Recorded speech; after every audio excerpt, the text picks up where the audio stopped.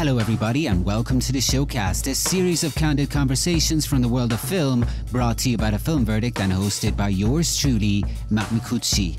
Tonight, we'll be joined by Marten Rabarts, the newly appointed head of IFFR Pro, which is the industry-focused arm of the International Film Festival Rotterdam, dedicated to supporting filmmakers and fostering collaboration through professional networking, funding opportunities, and market platforms like CineMart and Rotterdam Lab. And in this conversation, we'll be covering a range of topics, including the distinctive traits of IFFR Pro and getting a preview of its 2025 edition. So fire up an audio teeny and listen to the audio waves as they fly through the air.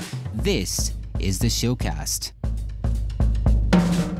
Hello, Marten. Welcome to the Showcast. Hi, Matt. Good morning. Good to see you. It's a real pleasure to speak with you. Actually, this is the first time we speak, and it's a pleasure to host a conversation with you on our network. You recently, or not recently, depending on your concept of time, whoever is listening, appointed head of IFFR Pro. But before we begin to talk about this specifically, I'd like to begin with an icebreaker question and ask you a very simple question, as I often do. But what is your earliest memory of the International Film Festival Rotterdam? That is a good question, and it goes back a long way. Also, being Rotterdam, I think I've been coming here for probably 3 decades. The very first time was I came in from London when very few people were bothering to come to Rotterdam because it felt too far away, too continental somehow. So I was a front runner from out of London. And when the entire CineMart was taking place in the lobby of the Hilton Hotel, I sort of describe it as you saw filmmakers eyeing up sales agents in a rather sort of suspicious way, and it was very small, but it was the roots of what became the first and most important co-production market were laid there at the Hilton Hotel. So I go back to what we veterans of Rotterdam call the Hilton days. Yeah, the festival itself, even from the first time I went there, evolved quite a lot. Its evolution seemed to have coincided with the evolution of the technology of cinema and just the evolution of cinema in general. But just for those who do not know it or don't know much about it, what is IFFR Pro? Okay, IFFR Pro is an outgrowth of something that is still known and was originally called the CineMart. This was put together, developed as an idea by Rotterdam Film Festival, who had been programming films from different parts of the world where the usual sort of infrastructure for funding films wasn't necessarily available the way we knew it in Europe, with film funding bodies, soft monies, or television channels who were at that time wealthy and able to invest. So they saw a need from the filmmakers who were coming to Rotterdam and screening their films to create a forum and a platform where they could present their works at funding stage when there's a great script, when there's a great director with a track record, with a producer from their home territory, and presented in a co-production market. So we actually invented the co-production market. So CineMart was that original one, which has been replicated around the world ever since. Like, there are co-production markets all over the world now. And this has then evolved over the years to become IFFR Pro, which includes CineMart, but also includes the Rotterdam Lab, which has been running now for 25 years, its 25th anniversary of working with emerging producers, giving them an industry experience within the festival and within the pro arm of it. This is something that's done in partnership with over 50 individual film funding bodies or different organizations who sponsor a talent that they spot as an emerging bright star coming out of their territory. So they come in from all over the world. And we have about between 60 and 70 producers every year. An extension of that is something that has also grown over the years. Same thing, looking at the needs of filmmakers who are presenting their works in the festival, again, seeing how Rotterdam could help them. So we've introduced something over the years called the Pro Hub, which is a service to filmmakers. We bring them together with providing panels for information. They have one-to-one meetings with possible mentors. They can meet distributors. They can meet sales agents. They can meet people who advise them on their festival strategy beyond their platform launch here at Rotterdam. And that's something that is done every year on an individual basis, one-to-one meetings. That's the Pro Hub function. And that all now is known as the IFFR Pro, or industry arm of Rotterdam Film Festival. Yeah, so there's a lot happening. There's a lot going There's on. a lot.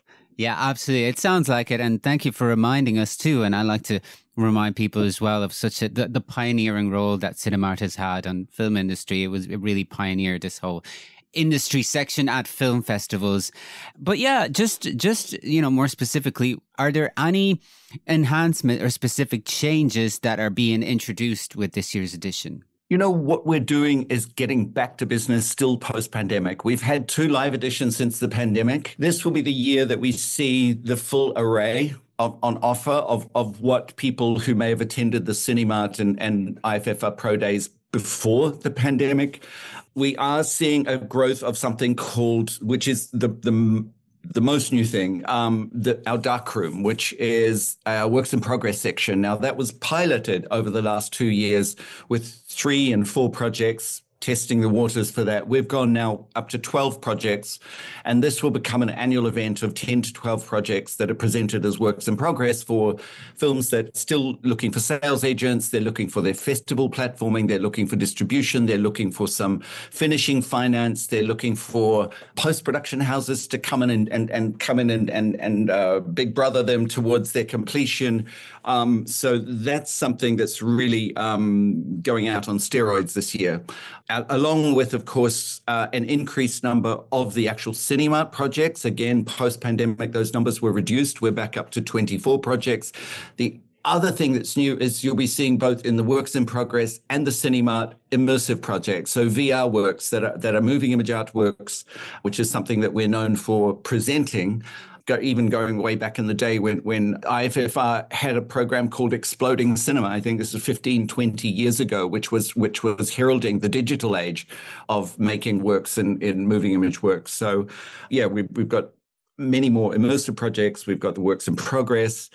And the other thing that we'll be focusing on in the works in progress is a special focus on the Georgian films. There are 3 Georgian films being presented. And this really ties into something that we remain constantly aware of, that at different times around the world, certain industries come under threat or pressure. And this is definitely happening in Georgia right now. There are films being made there with the change of government, where the film funding body, for example, is not honoring its contracts with the filmmakers. So they're having to come to us to fill the gap left by the funds that have now been withdrawn from them. So we're reaching out and taking care of 3 Georgian projects in the works in progress and another one in our CineMart show. There's 2 things in particular that I'd like to focus on. And I'd like to start maybe with CineMart. As you said, it has expanded to include 4 additional projects in the film selection, or should I say it has gone back to maybe the number of projects presented as part of its program. But just because, some of our listeners are actual filmmakers, maybe looking to kind of enter, their projects to the CineMart or other similar strands. But what is the criteria used to select these projects, and how do you feel they reflect the current trends in the film industry? Yeah, absolutely. I mean, the criteria are really simple. Have artistically unassailable project that is going to blow us away in terms of the creativity. We do have, this year we had 500 submissions for those 24 places. So it's extremely competitive. The other thing to be careful of, if you're thinking, is if you're presenting a work with us, by far, we prefer to present the work in a world premiere status as a project into the project markets. We talked about the proliferation of markets, and many of these we've helped set up to take some of that pressure of having 500 projects offer. So Rotterdam has been involved in setting up helping the Durban film markets, and the Film Bazaar in India, for example, which I was involved in helping set up as well. So world premieres preferred. However, if you have entered one of your local regional projects, co-production markets with your project, that's okay. We will consider that. But be very careful about if you're taking it to 2 or 3 different project markets, we will not take it. So eligibility is artistic excellence and freshness, I suppose. We want to bring things fresh to the market. I hope that we're responsive to whatever those trends are. I mean, one of the things I'd love to talk about is how we noticed there are 2 sides of it. Our creative community was sending us works that a lot of them were deeply, deeply engaged with the politics of our times. The fact that the world is on fire is the broadest way to describe that. Also, I'd been working internationally before I was appointed to this role, working in Latin America, working in Asia, working in Australasia, Australia, New Zealand, different project markets, but also talking a lot to industry. And what became really clear to me again and again and again is we all live in a time of angst and anxiety. And industry is also saying to me directly, literally, we're looking for projects that we can bring our resource to that we feel are going to make a difference, that while the world is burning, we want to get out of bed for something that we feel will help the world in a way that it's like we want to be engaged in something, bring our resource to something that matters. So this became part of our selection, the discussion for the selection criteria this year. Where are the films that are, as I said, unassailably artistically important, but also are getting to grips with the concerns of the world, the existential problems that we face? And this, I think, is reflected if you scan the CineMart selection this year. I hope that is coming through, and I hope it's built into the reading of the projects and also the overall curation. That was very important to us, that we were able to speak to the concerns of the filmmakers because they were coming through loud and clear, but also presenting to our market, our industry, something that they could get their teeth into and they felt that mattered. And that those messages coming through both, as we said, in the more traditional filmmaking, but also in the immersive storytelling projects that are being presented now. Are those immersive storytelling projects being presented both in CineMart and Darkroom? Is that how it works? Yes, we have CineMart. We have immersive projects in both sections. Yeah, in the projects that are nearing completion and the ones that are up for funding. Gotcha. Yeah. So obviously the IFFR, as you mentioned, has always been at the forefront of promoting these artworks within this program. So it's really interesting to see. Obviously, there's also going to be, a lot of networking, a lot of people getting together, talking with each other. There's an industry day, I believe, that is dedicated to the Dutch film ecosystem. Is that correct? Mm-hmm. Absolutely. We're calling it Pulling Focus NL 2025. So we're taking a sharp look at the successes of the Dutch industry. So we'll be speaking to the director Ines Sendejarovic, who her film Sweet Dreams was in Locarno a year ago and won Best Actress Award for our veteran actress, Renee Saltendijk. They'll be in conversation with Gianna Nazzaro, the director of Locarno. We're then having something that I'm calling a panel. It's a panel I'm calling probably the best co-producers in the world, ? Of course, I'm referring to the old Carlsberg ad. But what I do strongly believe, and this I think will evidence that, is the Dutch are extremely good at co-producing because they're able to use financial tools that the instruments that the Dutch Film Fund provides for them to go out actively find places that they can bring Dutch funding, but also resources that go behind the camera. We have incredible cinematographers, incredible editors, incredible sound recorders, incredible post-production houses. So the Dutch are extremely good at finding a place inside a work that may be culturally specific and have a unique and singular voice without imposing any cultural Dutchness on it. So they are really great partners for projects that, needing to protect their cultural integrity and find support within the community. So we'll have 5 producers there who are working with, over the last year, have been working with, for example, Wang Bing, the Chinese master, also the movie Baby, the Brazilian film Baby. We've had Holy Electricity from Georgia.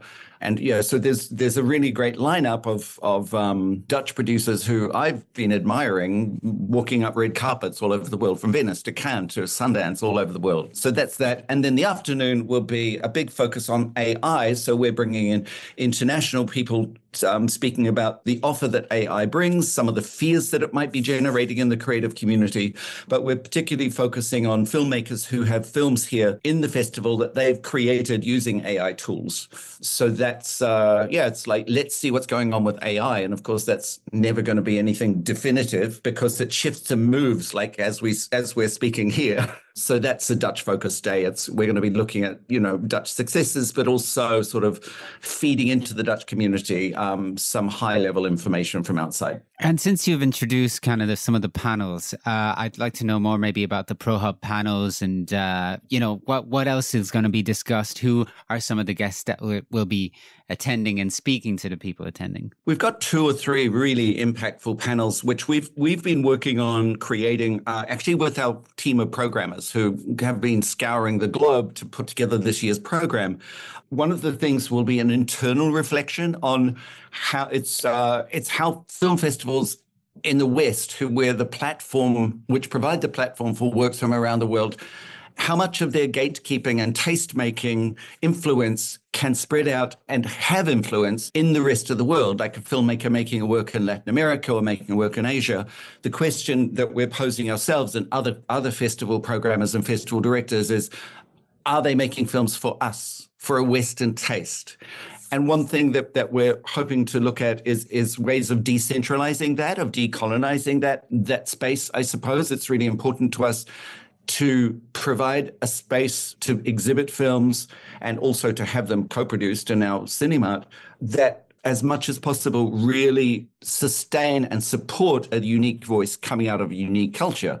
And this is something we'll be working on even more in future as we seek to provide support for projects that are being mentored in the place that they're from by the people who have become world leaders, in fact, in their territory. For example, one of the people who's one of our mentors this year here in Rotterdam, Bianca Balbuena, is a leading Filipino producer. Her most recent film, Vietnam, was in Cannes and is traveling all over the world right now.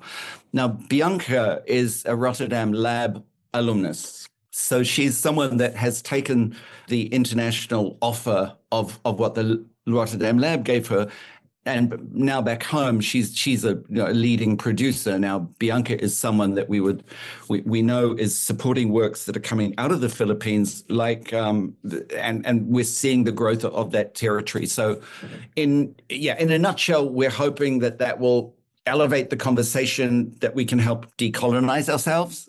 And also another question that's been arising, a big question, is the rise of authoritarianism around the world, authoritarian moves to the right in terms of government.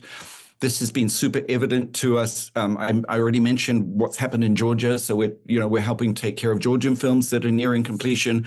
It's been very clear to us that the bottom has fallen out of Argentinian film financing in a way that hasn't ever been seen before. I mean, we know the Argentinian industry has been providing extraordinary works to the rest of the world for a long time, and they have a strong film fund there. But we were seeing films being presented to CineMart from some leading Argentinian filmmakers, and when they present a finance plan to us, which every project has to, the amount that they were attributing to the finance plan from Argentina was zero. That's how tough it's become for them in terms of the support that culture is finding in Argentina right now. So this is something that we're having a panel about, and I think it's urgent, it's important. It's also important for us to understand how those impacts are happening to people on the ground, the makers on the ground, and it gives us greater insights on how we can interface with them to support that. For example, the Argentinian film that we've selected in our CineMart called Faust by Jasmine Lopez is being produced now by a German production that was originally going to be the co-producer. Production house. Yeah. Obviously, this podcast will be going up before the beginning of the IFFR. Now, for anyone who has not been there, obviously, one of the things that's very important for anybody traveling there, for any of the film professionals attending IFFR Pro, CineMart, is the atmosphere. When you're networking. So for anybody who's not been there, how would you describe the atmosphere of the fun? It's fun. Right. Yeah. No, I think we're famous for we really do sincerely believe that half the business happens during networking and events and late nights over drinks and bars. The meetings that you take are then solidified and the relationships built between people. So we have a full array on offer of our CineMart lunches for people who are accredited for CineMart. We have a full array from the Friday right through to the Wednesday. So that's 6 6 days, I believe it is, of drinks. We have a late night Tiger Lounge where people can come after they've seen a movie or had their dinner. They can all gather. We'll have our famous industry party with the karaoke as usual. So yeah, it's the serious business happens during the day, and then the networking and connecting with other people in that social way is in fully firing, just pre-pandemic terms, I promise. Brilliant, brilliant. Well, thank you very much, Martin. It's been great chatting with you. Thanks a lot. Thanks, Matt. Lovely talking.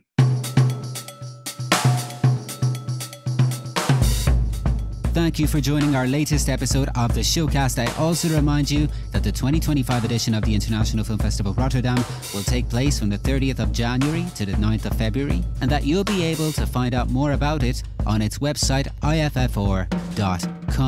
For more stimulating conversations from the world of film, don't forget to follow us wherever you get your podcasts from, or visit us anytime at filmverdictnetwork.com. Till the next time, from The Film Verdict, this is Matt Micucci signing off. See you soon.